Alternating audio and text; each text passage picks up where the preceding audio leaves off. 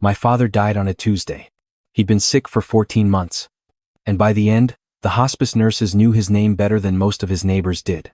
I was there when he took his last breath. I held his hand, and I told him I loved him, and I meant every word. He was 61 years old and he built everything we had from nothing. A small commercial real estate firm in Columbus, Ohio, started with one rented desk and a phone book. By the time the cancer took him, that firm had 16 employees and managed over 40 properties across 3 counties. I was 32. I had worked beside him for 7 years. And 6 months after we buried him, I received an email from his address at 6:47 inches the morning on a Thursday. I was in the kitchen making coffee when my phone buzzed. I almost dropped the mug when I saw the sender. The subject line read, "Son, if you're reading this, it's been 6 months." I sat down slowly on the cold tile floor and I stared at that subject line for almost a full minute before I opened it. "I set this to send automatically," he wrote. "I needed to give you time to grieve before you had to deal with what I'm about to tell you. I'm sorry I couldn't say this to your face. By the time I found everything out, I didn't have much time left, and I was scared that telling you too soon would make you act before you were ready. So I waited. And I trusted you to be strong enough to handle it when the time came. Your uncle has been stealing from us for 3 years." I read that sentence 4 times. My uncle. My father's younger brother, the man who gave a toast at my college graduation, who used to call on Sunday afternoons just to talk football. He had been managing the firm's finances since my father's diagnosis. It seemed like the natural choice. Family. Trustworthy. He didn't do it alone, my father continued. Look at the attachment. Everything is there. The accounts, the transfers, the paper trail. I documented it as carefully as I could. There's more in the safe at the office. You know the combination. I opened the attachment with shaking hands. Spreadsheets, bank statements, wire transfer records going back 37 months, pulling money in small pieces from rental income accounts into a holding company I had never heard of. A company called Arbor Ridge Consulting LLC, registered in Nevada, with no physical address and no listed employees. He had been skimming close to $8,000 a month. Over 3 years, that was nearly $300,000. Money that should have been reinvested into the properties, paid out to clients, or held in reserve for repairs and taxes. I sat on that kitchen floor for 20 minutes. The coffee went cold. And then I heard the sound of the shower turning on upstairs, and I thought about my girlfriend.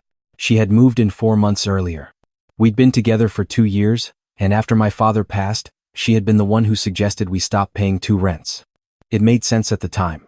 She was warm and steady, and she always knew what to say. She had also, I realized now sitting there with cold coffee and a dead man's email, been the one who first suggested my uncle take over the finances. "He needs something to do," she had said at the time. "It'll give him purpose. And you have so much on your plate." I had thought she was being compassionate. I put my phone face down on the floor and breathed. My father had raised me to be methodical. "Don't react," he used to say. "Respond. There's a difference. A reaction is what your emotions want. A response is what the situation needs." I heard his voice in my head as clearly as if he were standing in the kitchen doorway. "Don't move yet. Find out everything first." So I didn't say a word. I got up off the floor, poured the cold coffee down the drain, made a fresh cup, and when she came downstairs in her robe asking if I slept okay, I smiled and said I had. I told her I had an early showing to get to. She kissed me on the cheek and asked what I wanted for dinner. I said whatever she felt like making. I drove to the office. The safe was behind a framed survey map of Franklin County on the wall behind my father's old desk, my desk now, technically, though I still hadn't moved his things. The combination was my birthday. It had always been my birthday. I opened it and found a manila envelope, sealed, with my name written on the front in my father's handwriting. Inside was a printed ledger, 43 pages, annotated in his cramped, precise hand. He had traced every transfer. He had written notes in the margins. This one matches the date of the Hendricks property sale. This one coincides with the Waverly refinance. He had been doing this for months while he was dying. While I was sitting with him in treatment rooms and driving him to appointments, he had been quietly building a case. At the back of the envelope was a single index card. On it he had written, "Check her calendar. March through August, year before last." She was never out of town when she said she was. Her. Not a pronoun without an antecedent. He knew I would know who he meant. I sat in that chair for a long time looking at that index card. I thought about every trip she had taken in that window. A conference in Atlanta. A friend's bachelorette weekend in Nashville. A family visit to her sister in Phoenix. I had helped her pack for 2 of those trips. I had picked her up from the airport after one of them. She had texted me photos. Room service. A rooftop bar. Her and her girlfriends laughing. I pulled up the credit card statements from our shared account she had added herself when she moved in, said it was easier for groceries and utilities. I searched those months. The charges were there. The hotel in Atlanta. A restaurant in Nashville. A spa in Scottsdale near Phoenix. But the hotel in Atlanta had 2 room charges on the same night. The restaurant in Nashville appeared twice in one evening, 4 hours apart. And the spa in Scottsdale was billed to a room registered under a name I didn't recognize. A man's name. I knew that name. It was my uncle's middle name, the one he used when he wanted to be informal. He had introduced himself that way at my parents' anniversary party 12 years ago. "Call me by my middle name," he had said, grinning. "Nobody calls me that anymore." I closed the folder. I opened my desk drawer and found a legal pad and a pen. I wrote down exactly what I knew and exactly what I still needed to prove. My father had given me the skeleton. I needed the rest of the body. That afternoon I called an attorney I had used once before for a property dispute. Not the firm my uncle had recommended. A different one, a woman who specialized in business fraud and had a reputation for being thorough and quiet. I told her I needed a consultation and that it was sensitive. She fit me in the next morning. That evening I behaved exactly as I always did. I came home and I asked about her day. She had made pasta. We watched something on television. She fell asleep on the couch around 9 and I sat there watching her breathe and I felt nothing I expected to feel. No rage. No grief. Just a cold, focused clarity, the same thing I felt when I was preparing for a difficult negotiation. Identify the variables. Control what you can control. Wait for the right moment. The attorney reviewed my father's documents and confirmed what I already suspected. The transfers were structured deliberately to fall below reporting thresholds. It was textbook embezzlement, she said, except it was better documented than most cases she handled. She asked who had prepared the evidence. I told her my father had. She was quiet for a moment and then she said, "He was protecting you even while he was dying." I had to look out the window for a moment before I could respond. She advised me not to confront either of them. Not yet. The paper trail was strong, but a confrontation would give them time to move money and destroy records. She wanted a forensic accountant to go through the full firm financials first. I authorized it that afternoon. While the accountant worked, I did my own investigation. I am not a private investigator and I had never thought of myself as particularly strategic outside of business, but my father had taught me to be patient and precise, and those 2 things turned out to be enough. I requested calendar access from our firm's shared scheduling system under the pretext of reorganizing the archive. My uncle had logged client meetings for the same window my father had flagged. Many of them listed a client name I didn't recognize. I searched the name in our client database. It wasn't there. I searched it in the state business registry. It was linked to Arbor Ridge Consulting. He had been billing phantom client hours to cover the transfers. Every withdrawal had a corresponding fake meeting on the calendar. It was almost elegant in its simplicity, and I might have missed it entirely if my father hadn't pointed me toward it from beyond the grave. I also went back through the firm's email archives, something I had full administrative access to as owner. I found a thread between my uncle and her that started 8 months before my father's diagnosis. They were discussing the properties. Specifically, they were discussing what would happen to them if my father became incapacitated. Their language was careful.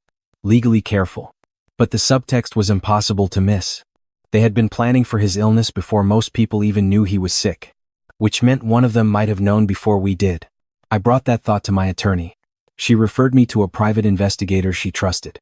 He was retired law enforcement, gray-haired and methodical, and he listened to everything I told him without writing anything down, then repeated it back to me almost verbatim. He said he'd have something for me within 10 days. He had something for me in 6. The photographs were taken outside a restaurant near downtown Columbus. My uncle and her, eating dinner, not like colleagues, not like friends, but like 2 people who had been keeping a secret together for a long time and had grown comfortable with it. There were 7 photos across 3 separate meetings in the past 4 weeks alone. In one of them, they were looking at documents spread across the table. The investigator had zoomed in. He couldn't read them, but the layout matched the format of our firm's property transfer agreements. They were already moving assets. I went back to my attorney. The forensic accountant had finished. The total was $411,000. The phantom client billing, the shell company, the transfer structure, all of it documented, all of it traceable. She had also found something my father hadn't mentioned in his notes. A life insurance policy on my father that my uncle had taken out on the firm's behalf 2 years earlier, under a provision that named Arbor Ridge Consulting as a secondary beneficiary in the event the primary claim was disputed. The policy was worth $250,000. If I had ever filed a routine dispute or delayed the claim, that money would have gone to a company that existed only to funnel stolen funds back to my uncle and the woman sleeping in my house.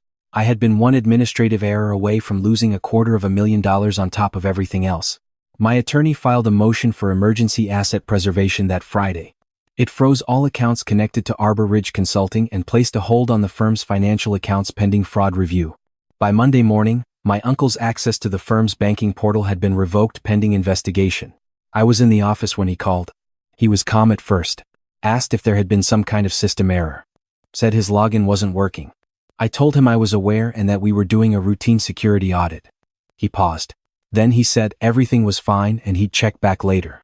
I hung up and sat there listening to the silence of the office for a moment. Then I drove home.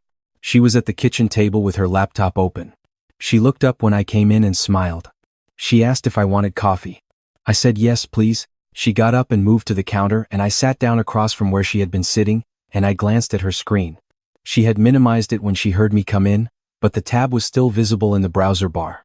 It was a real estate listing site. She had been looking at condos. 1 bedroom. In her name only. She was already planning the exit. I picked up the coffee she set in front of me and I thanked her. We talked about nothing in particular for 20 minutes. She was good at it. She was always good at it. That was what made her dangerous, not cruelty, but warmth deployed with precision. I had confused performance for affection for 2 years and I had never once questioned it, because the performance was that complete. I waited 2 more days. My attorney had coordinated with the county prosecutor's office. The investigator's documentation, the forensic accounting, my father's annotated ledger, the email archive, it was enough. Arrest warrants were issued Wednesday afternoon. I was standing in my living room when the knock came. I opened the front door. 2 detectives. I stepped aside. She walked out of the kitchen and saw them, and the warmth dropped off her face like a mask removed. She looked at me with something I had never seen from her before. Not anger exactly, more like recalibration. She was already calculating the next move. She said my name once, flatly. I said, I know about the calendar. I know about the dinners. I know about Arbor Ridge. I know about the insurance policy. And I know you started this before my father even told me he was sick. She stared at me. One of the detectives explained her rights. She didn't say another word to me. She picked up her purse from the counter like she was going to work and walked out the front door between them. My uncle was picked up at his house 20 minutes later. I heard this from my attorney, who called me while I was sitting alone in the quiet living room trying to figure out what to feel. He had apparently been shredding documents when they arrived. It didn't help him. The civil and criminal proceedings took most of the following year. The details were tedious and exhausting in the way that legal processes always are, full of paperwork and waiting and conversations I never wanted to have. But the outcome was comprehensive. Restitution orders covering the full amount. Criminal fraud charges for both of them. The insurance policy claim was cleared and paid to the firm. And Arbor Ridge Consulting was dissolved by court order with its remaining assets transferred back. 14 months after the warrants were issued, I stood outside the courthouse on a gray November afternoon and I called my mother. She had moved to be near my aunt in Florida after my father died, and she had known some of what was happening. I had told her gradually, carefully, not wanting to give her grief on top of grief. She cried when I told her it was over. Not sad crying. The other kind. I drove back to the office afterward. My father's things were still on one corner of the desk. I had never moved them. A small succulent he'd kept for years, now taken care of by one of the office managers who had made it her personal mission. A framed photo of the 2 of us at the firm's 10th anniversary. A coffee mug with a chip in the handle that he had refused to throw away because, he said, a thing didn't become worthless just because it was a little broken. I sat in his chair, my chair, and I thought about the email. About what it had cost him to write it. He was dying and he was in pain, and instead of spending that energy only on goodbye, he had spent it building a shield around me. He had known I wouldn't be ready to hear it immediately. He had known that grief would need to move through me first before I could act clearly. So he had waited, in the only way he still could. 6 months. He had calculated exactly how long I would need. I stayed late that night. Long after everyone else had gone home. At some point I opened my email without thinking and scrolled absently through old messages, the kind of thing you do when your mind needs to rest but can't quite let go. I don't know what I was looking for. Maybe nothing. And then I saw it. A new email from his address. Sent that evening at 7:14 p.m., my hands went very still. I opened it. I set 2 of these, it read. The first one was to make sure you knew the truth. This one is just to tell you that I am proud of you. Not because of what you built or what you protected or what you proved. I am proud of you because you didn't become bitter.